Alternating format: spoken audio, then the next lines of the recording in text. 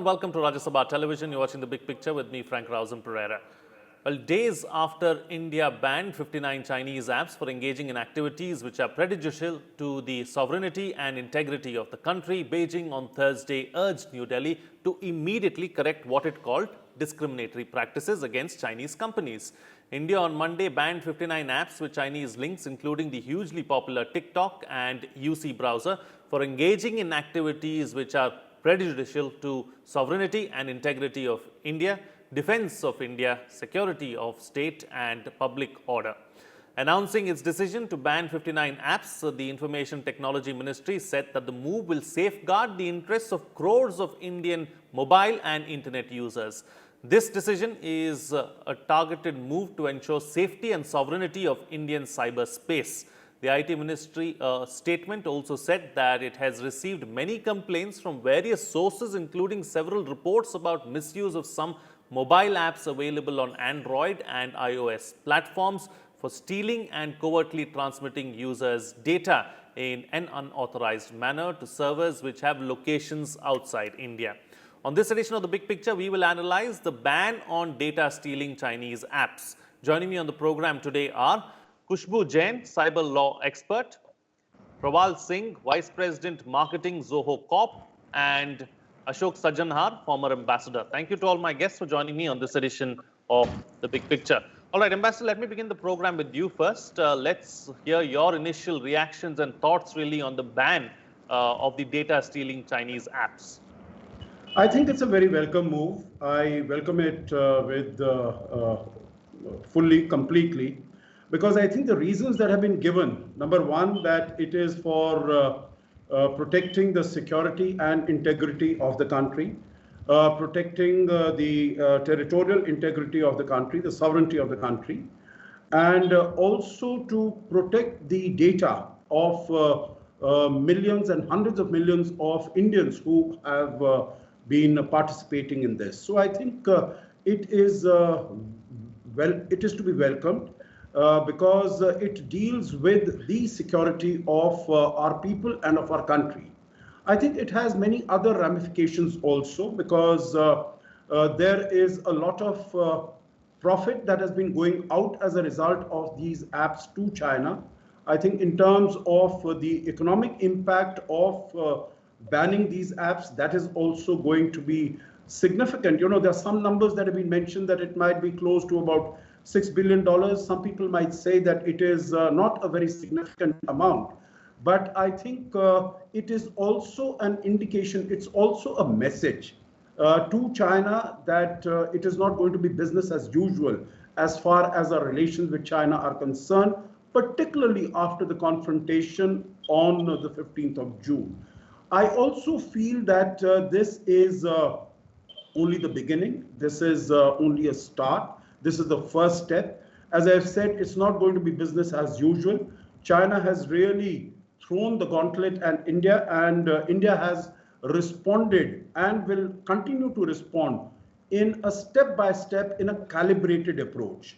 I think the other aspect also, Frank, that we really need to look at and we really need to focus on is that in addition to the security, this decision is going to provide a huge impetus and a fillip to our own tech companies. Because when these big companies, big apps like TikTok, UC browser, Weibo, WeChat, etc., they are going to be out of play as far as the Indian market is concerned. I think this will provide an impetus to further refine the apps that we already have. There are a number of apps in the Indian market which can easily replace what is being taken away from here. But I think they need to be upgraded, they need to be further innovation, and I think that is what it is going to provide as far as the Indian app developers and the industry is concerned. So across the board, if you see, there might be some initial pain. I don't deny that, because after all, there are people, you know, for instance, TikTok, it is supposed to have more than 200 million followers in India, and many of them might have developed their own business models as far as several of these apps are concerned.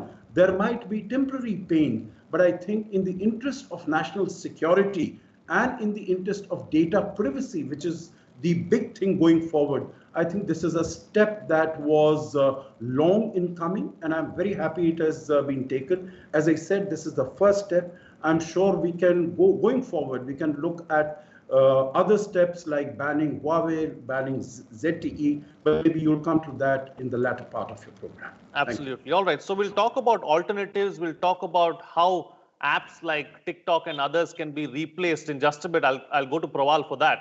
But before that, Khushbu Jain, uh, how difficult or easy is it to really to implement this ban really as far as these apps are concerned? Do we expect these apps at some point in time to seek legal recourse? TikTok has said that it's not going to look at legal options for the time being, but what options do they have going forward? Uh, see, when you talk about practical aspect, yes, I totally understand that, because of the VPN and because of, different modes of it, they can come back. But when you talk about legally, yes, one has to move to the court or to the ministry for the ban. And this is at the very nascent stage. What we're looking at a ban is just an interim order. The procedure goes as to, under Section 69 of your IT Act and also the 2009 rules. The MIT has a power to block certain websites, URLs, and mobile apps. Mobile apps has been almost at the first time now. But then when this happens, the situation comes as to there has to be a request by a nodal officer of specific department that has to come to the meeting, and then there's a committee which is formed, and then they look into it that do they meet the condition which is being specifically mentioned there, as sir was also talking about, as to national security, integrity of the nation. If all those criteria is met, so it's a prelim stage where they are even asked that, okay, give your reply to that, and there are situations where you do not even do that. So this is at that nascent stage that one has to. But then if the order comes against them properly, then yes, you do have a recourse to go to the court and to challenge the order. But at the same time, I would say that the countries, the apps which we are talking about, the 59 apps which we are talking about, they all originate from China. And if you look at China, and you're not forgetting the censorship and surveillance which China is up to, and also looking at the Great Firewall which it has, and the Golden Shield. Looking at all of it, when a country like China, who has 24/7 censorship, whereas their own country is concerned, and in presence of such an opaqueness, whereas their laws are concerned, or all these apps which originate, or their parent company which originates from China, the kind of agreements they have or contract they have, an ambiguity, whereas how exactly whether the government there can intercept or have an access to entire data, such sensitive data, when we talk about these kind of apps, and the kind of number which we have, the user base, whereas India is concerned. Looking at all of it, there's a high possibility that whereas surveillance part is concerned, yes, there's an extreme high possibility, and for them to challenge, they should come clean on that part. This is not for the first time. US has, I think, a year back issued another circular talking about the vulnerabilities, or the TikTok vulnerabilities. The latest we can look into, the iOS. Apple iOS 14, which got into which started tracking that in case there is any copy, or the feature of clipboard. So when somebody copies anything, or anything gets copied, you get a notification that this thing is copied, and that was been happening, I think, in the back door, whereas TikTok was concerned. So it's not just the data which is uploaded over your website or your apps, but it's you're practically entire snooping is done over my phone, that as to what am I doing or what am I not doing. So looking at all, and with ambiguity, whereas their law is concerned, whereas they sharing their data with their government is concerned, I think China has to come clean on that, and especially China when they put ban on Twitter, and the latest has been the the channel Beyond, where Beyond was doing extensive coverage over COVID related things, which we were not happy about. They ban entire Beyond. Beyond doesn't work in China. So looking at that, yes, I don't think so. They should be in a state to question without bringing transparency. Okay, all right. Praval, let me bring you into the picture now, and take forward a point that the ambassador was making initially. See, most of these apps, like he mentioned, are extremely popular. TikTok being one of the most popular ones among those that have been banned, and there have been several people within the country too who are quite upset about this particular ban as far as TikTok is concerned, because many people have made a living out of it. So do we have alternatives really as far as these apps are concerned? How easy or difficult is it to develop apps on the scale of TikTok, Weibo, WeChat, UC browser, etc.? Thank you, Frank. So I look at the whole picture as three legs to it. One is, of course, people like you and me who would consume content on any of these platforms, including TikTok. B, people who create content on these platforms, the influencers or people who actually create content on these. And then the third are the app manufacturers, like people who create or build those applications. In a way, all the three segments are impacted, but very differently. For example, I was looking at a few tweets today morning and yesterday evening from people who have between 2 and 5 million followers on a network like TikTok. Now, so this gentleman was saying that switching to an alternative right now is not a good idea. I would rather start posting on Instagram or YouTube and wait for TikTok to come back because they're already talking to the government. So there is a hope. There is a hope that a following that they have built over the years will not go waste from a content creator perspective. From an app builder perspective, building these apps is not something that entrepreneurs in India have not done in the past or cannot do. I mean, there are a lot of apps that are seeing a lot of traction. Apps like Chingari or Oposo, they've been around. They're seeing a lot of traction right now. Talking about B2C apps in particular. So building that app from a technology standpoint is one thing, but getting that kind of adoption is the other. And that is going to be a challenge because for most of these people, I mean, the audience is global, right? So they're not just creating content for Indian audience, even though India happens to be the biggest, own the biggest share of consumption for most of these apps. So technology is one point, getting the adoption, getting that kind of followers, that's something that would need trust, and that comes only with time, not overnight. Lastly, from a consumer perspective, we talk about privacy, we talk about security, all of that. I believe if an application runs on the ad revenue model, where the only way they make money is through ads, privacy is often just a myth because you are somewhere compromising your data, in different ways, and you don't know how that data will be used. In this case, these apps were from China, and there were reasons to block them because there was a question of national security. But that is very different from privacy as a concept. Privacy is something as simple as you not having my consent to use my data. But in a platform that is driven by ads, customer is the product oftentimes. So that's what I feel about all the three stakeholders of this ecosystem right now. Okay, all right. I'm going to come back to this issue of privacy and data mining. Khushbu, I'll take that up with you a little ahead in the program. But before that, Ambassador, it's not just India's concern. Many other countries have complained about this issue of China stealing data, really, from various countries. I mean, the one that comes to mind immediately is the Australian Prime Minister's revelation that he made a few weeks ago. The Americans, too, have been continuously talking about this issue. Your thoughts? You're very right, Frank. And in fact, it's not only Australia, it's not only America. I think it's been around. Even in India, you would recall that TikTok itself was banned for a short while, some time ago. But that was a short while. And then they said that we have taken care of the issues that were there. I think in terms of the nature, the quality of content that was being streamed over TikTok. So there have been these issues. And I guess we might have allowed them to go forward had we not come into the sort of situation that we are in as far as our bilateral relations with China are concerned, what they are doing in Eastern Ladakh and what they are doing along the line of control. Had what is happened on the 15th of June, had that not happened, I am not sure where we would have been at this particular moment. But I think there is this feeling that all these private companies, and I mentioned briefly about Huawei, ZTE, TikTok, all these, whether it is Alibaba, Tencent, all of them in some way or the other are linked to the Communist Party of China. So whatever they are doing, whatever is happening, data is something, that we are talking about. It might be useful going forward. Maybe in the immediate near future, there might not be all that much use that it might be put to the data. But whether we allow all this information to go to China, to be stored there and to use whenever it is required.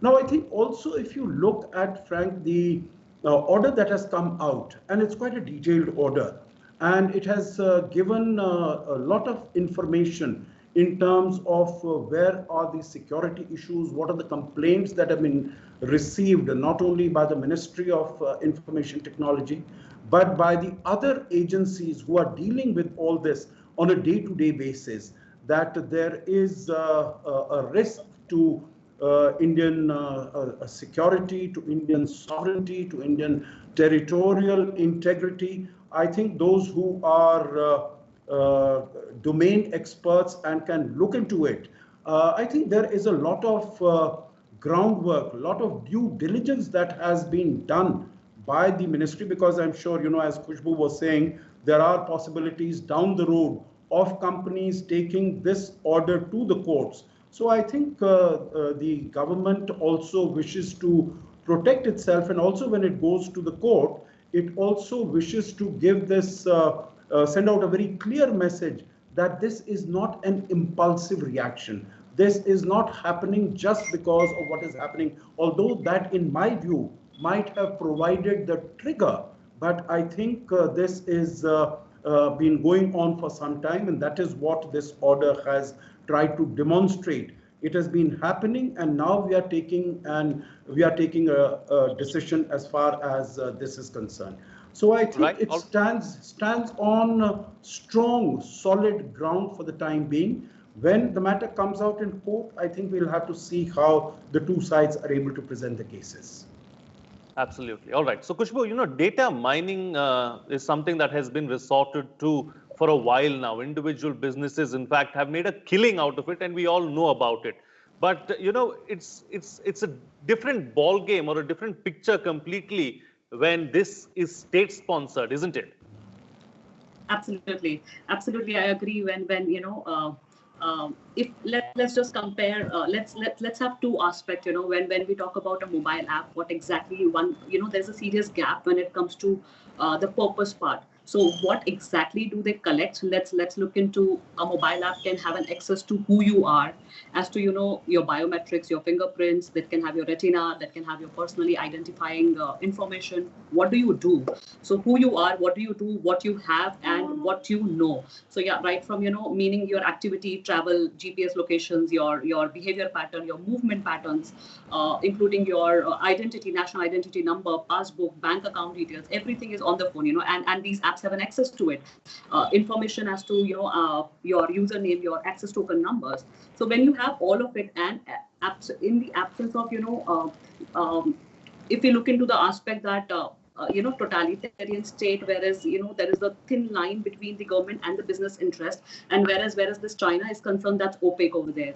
If we compare with let's say US giants like Apple, there is something called as when we compare US government and Apple, there is still decline, whereas when it comes to sharing of data on the ground of individual privacy, they do acknowledge the part of individual privacy over there.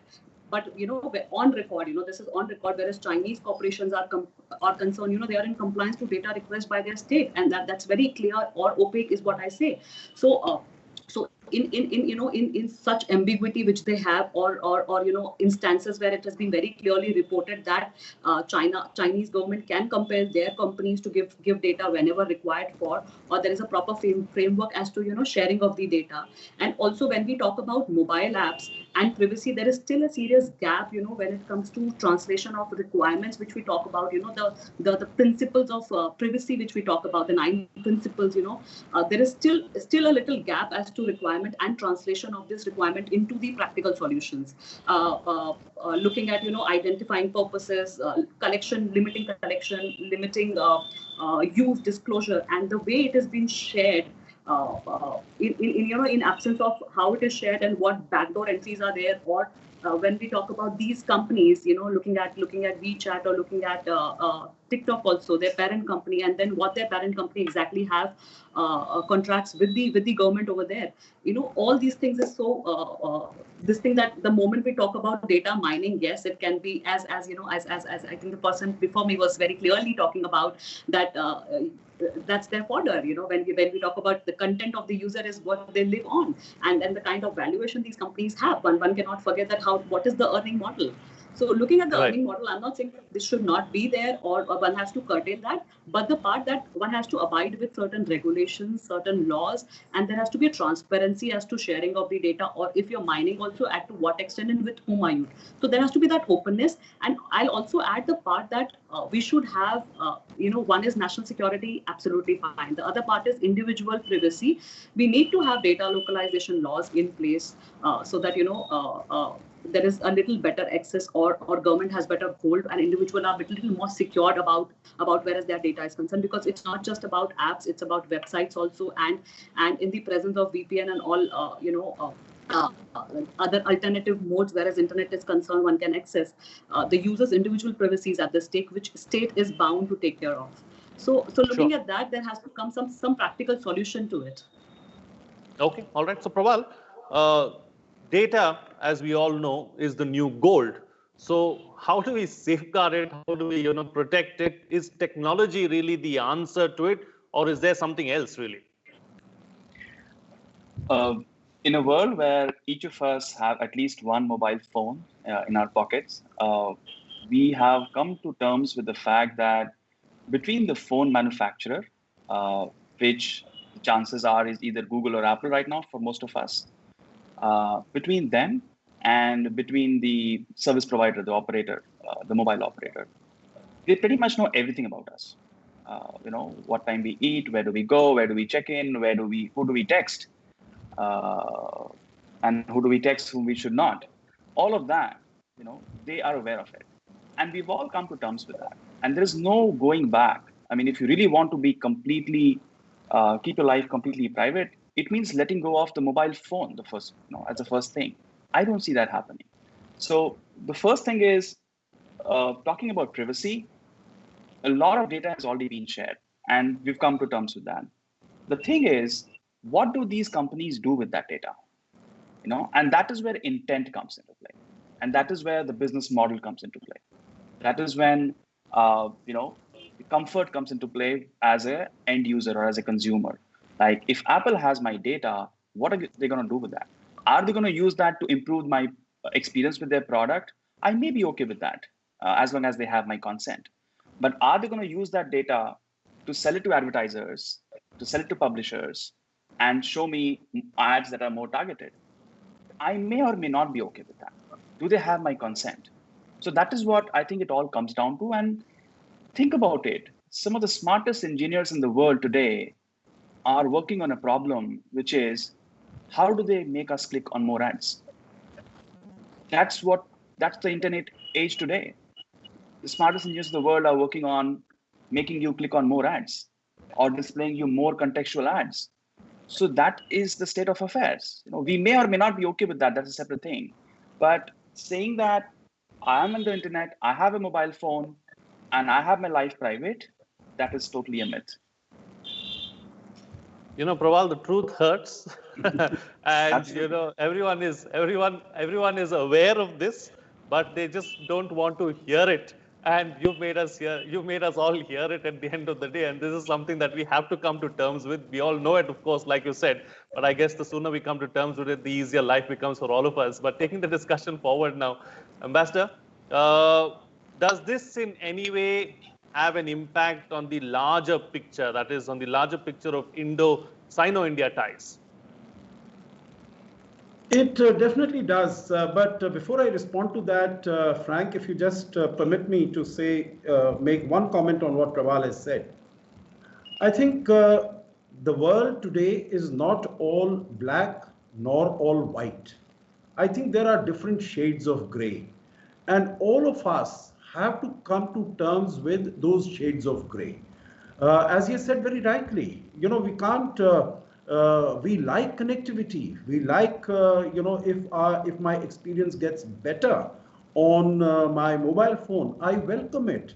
And many a times people say, okay, if some people do have my data, I don't mind it because I have nothing to hide, and I would be happy to have a better experience. But it is the crux of the matter is what is the intent as far as we are going forward. And here, if you have a malevolent intent, as you see, if things are coming in from China, and we know that as far as the private sector is concerned and the Communist Party is concerned, it's a very, very amorphous, it's a very, very fuzzy sort of relationship between them.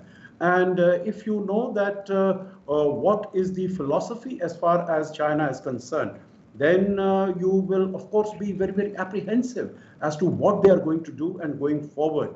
And when they are making so much advances, whether it is in robotics, AI, etc., then what is it that they are going to do? Now, coming to your question about the impact on the overall Sino-Indian relations, I definitely think that it does. Because, as I said, after 15th of June, in my view, it is not going to be business as usual. This is the first step that we have taken. I'm sure many more steps are going today. We see the Prime Minister is in Leh. He's not gone there for, sightseeing or whatever. There is a very serious security issue that the country is confronting today. And that comes from China. So it cannot be. We have to take a step-by-step approach. We have to take a calibrated approach. As I said, this is the first step. I'm sure Huawei will be next. ZTE will be next. APIs, we are talking about, we can manufacture APIs. It's not rocket science. We've done it earlier. Today, we are dependent 70-80% for APIs of antibiotics and other medicines. I'm sure we'll start developing them here. As far as electronic products are concerned, reaching out to Taiwan, reaching out to the other partners, I think this is definitely going to go forward. And it will have, we have been talking about the post-COVID world order. I think this is the Sino-Indian relations in the future are also going to be very, very different from what we have been used to from 1988 till the beginning of 2020. Okay. All right. So, Khushbu, very quickly, what's the best way forward? I've got limited time, so very briefly. So best way forward, yes. I'm not saying that we should go like China, or create a golden shield where the mechanism to put surveillance over or block hundreds and millions of websites or apps. I'm not saying go in that extreme, but yes, at the same time, one has to look into their national security or individual privacy. National security, we are going in the right step. This is one of the first one. So yes, there has to be more. There has to be a deeper investigation, whereas all the apps are concerned. At the same time, when we talk about individual privacy, data privacy, data localization laws has to come in place. This is the right time that they should. It's high time that they should come in place. And at the same time, I would say that there has to be a specific guideline that should be provided, issuing recommendations as to what these mobile apps or websites has to have. Whereas all these principles are concerned, or shed little more light. Whereas privacy requirement in practice is what they had to be fulfilled while developing these apps. Sure. So these are the few things. All right, and Praval, close the show for us with your concluding remarks on, is this a new opportunity now as far as the IT sector is concerned? Absolutely, Frank. India has historically been known for IT services. Growing up, we've seen India, develop some of the best apps for companies outside of India. In the last 10 years, the whole tech startup boomed up in India. We've seen thousands of companies coming up, going up high in evaluations, building technology in India. This is just a trigger to bring up more startups, more technology-oriented companies to create something from scratch in India, not just for India, but for the world. And it's a huge opportunity for all of us to create something. And the longevity, I think, would depend on the intent. Like I said, if the intent is good, if we are okay to talk about what is the business model, what are we not hiding, how do we take care of privacy for our users, I think that would lead to trust, and that would make all the stakeholders for the ecosystem to thrive together. Okay. All right. On that note, then I'll call it a wrap on this edition of The Big Picture. Thank you to all my guests for joining me on the program and putting things into perspective for us. What's coming out of this discussion is that the app ban is just the beginning, one of many steps. It is part of a calibrated approach, is what the ambassador is suggesting. Praval, of course, suggesting that privacy is a fast, your data is easily available, and just be careful and go with trusted apps is what the other panelists also are suggesting. It's an opportunity really as far as Indian IT sector is concerned to make in India, for India, and for the world. With that, it's a wrap. See you again next time.